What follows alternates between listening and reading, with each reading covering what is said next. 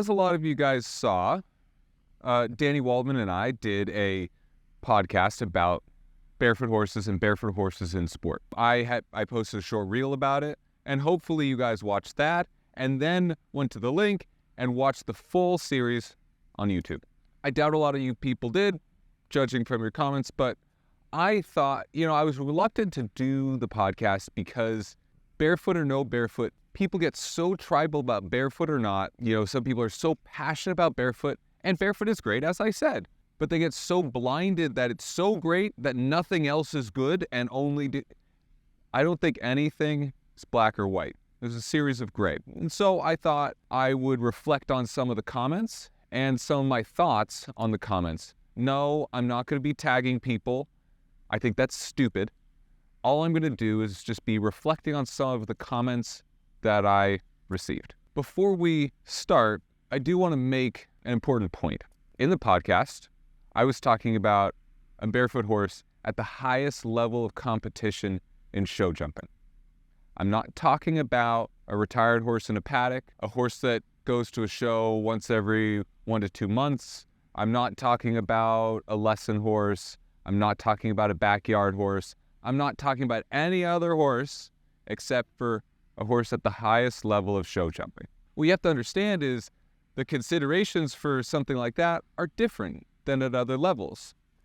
I was reading a lot of the comments, and what I was thinking was, it'd be like I'm doing a podcast on the tires and the oil I use on my Jeep rock crawler. And someone who drives a school bus says, oh, I never changed the oil in my bus, and I've been driving it for 40 years. I don't know what the problem is. And then someone from NASCAR said, oh, well, you have to use this oil here and this oil there. And, the tires only last that long. I don't know what you're doing with your tires. Well, you're doing NASCAR. You're driving a school bus.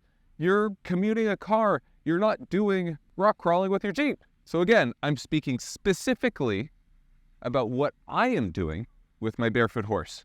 If you are doing something different with your barefoot horse, then the characteristics and the experiences are bound to be different. All right, let's get into it. So the first point was about something I said about a major trimming every 2 weeks. And there were some people that were floored that I did that. And if I did that, then that's a lot of reason why I have problems. Well, I actually don't have problems. We're jumping clear. We Golden Pan American Games, won the American Gold Cup. We're not having problems. And the person was so close to getting the point right, but was so determined to put in a trolling comment that they didn't actually get to the right answer, even though they were so close. Oh, you almost had it.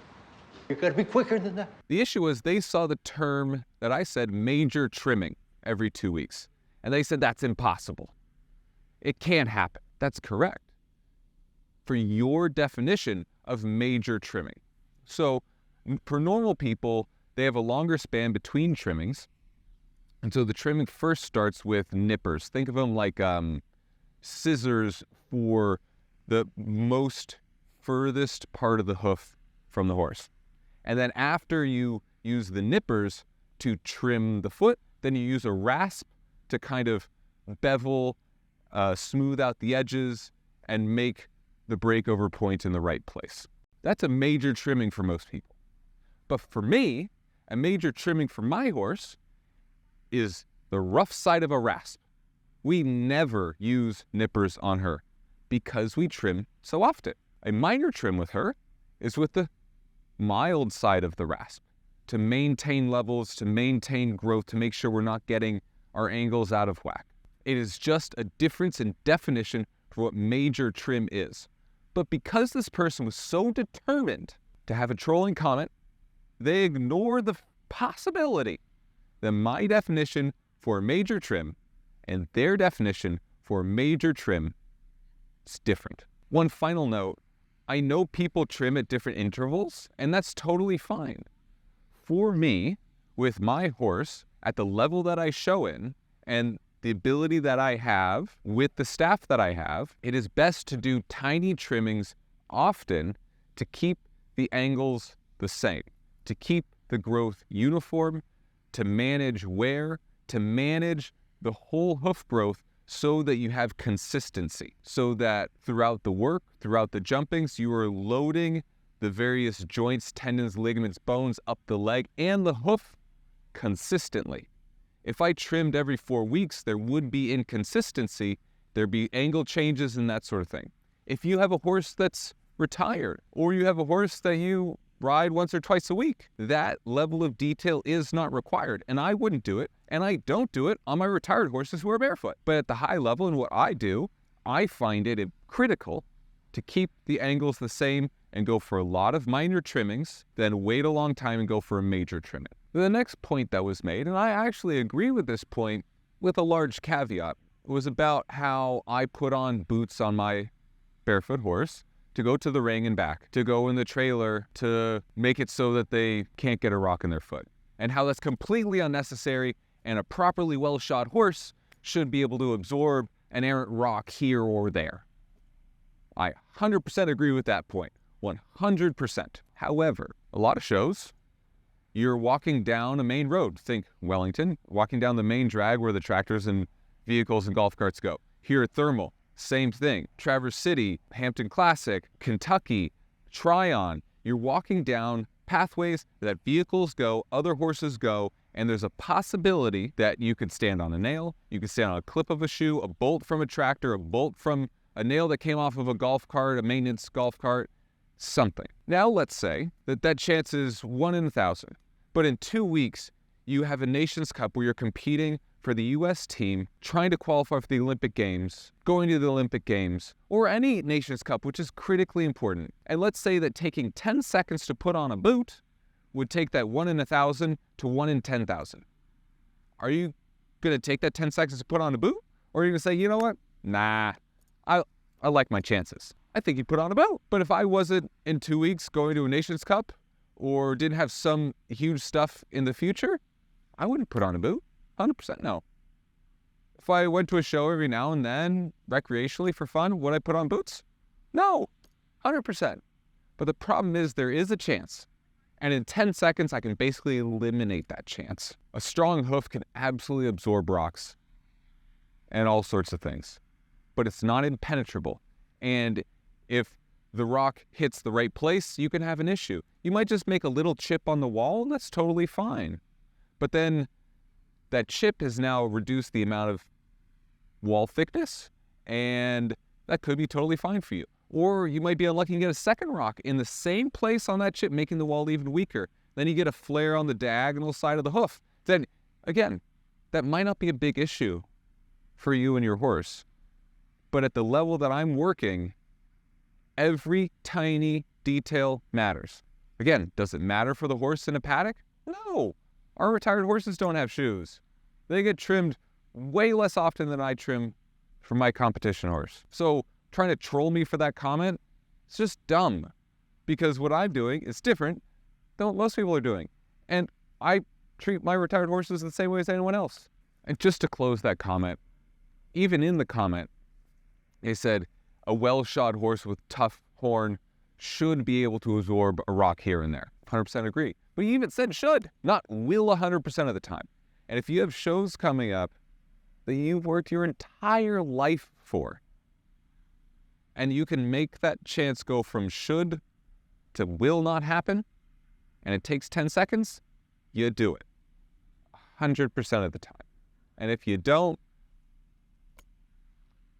I can't stop you. Last comment that I wanted to reflect on is going back to something I said earlier, comparing the differences between a Jeep going rock crawling, a school bus, a NASCAR, taking your track day car to the track on the weekend, and Formula One. All those disciplines have very different criteria, circumstances, needs. And so, in what I'm doing, I understand my needs as best I do now, and I try to get better every day. But if someone who is, say, doing reining and says, a saddle has to be this way or else you can't be successful, I wouldn't say, I'm a show jumper. I've never had a saddle be fitted that way, and I've been successful, so your point is wrong.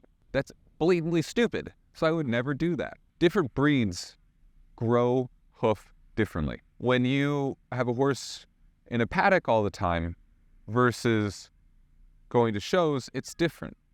So you can't directly correlate between experiences with different breeds and different disciplines because the horses are different and the feet are different. So you're a farrier for thoroughbreds, you might not be the best farrier for warm bloods or quarter horses or draft horses because the criteria for success is different.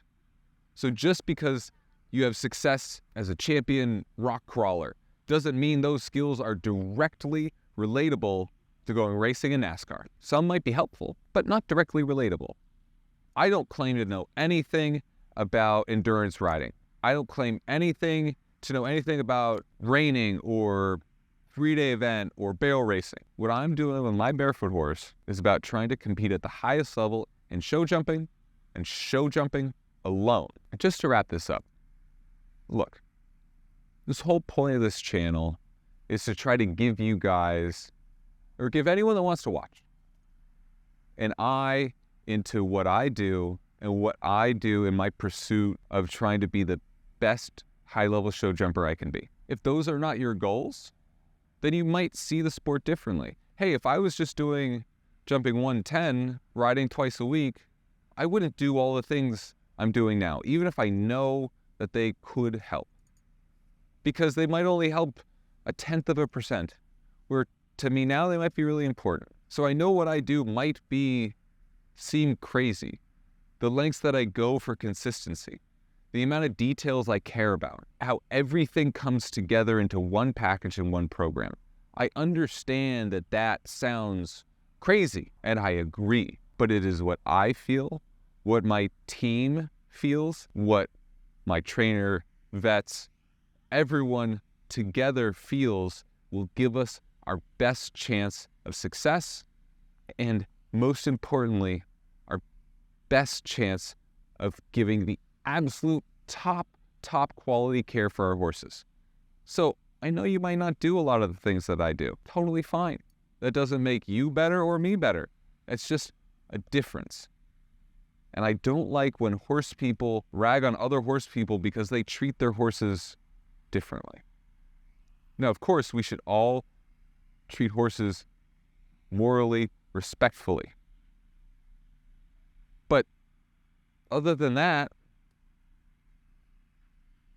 you're just being judgy, and you're just bringing down all of horses by being trolling dicks.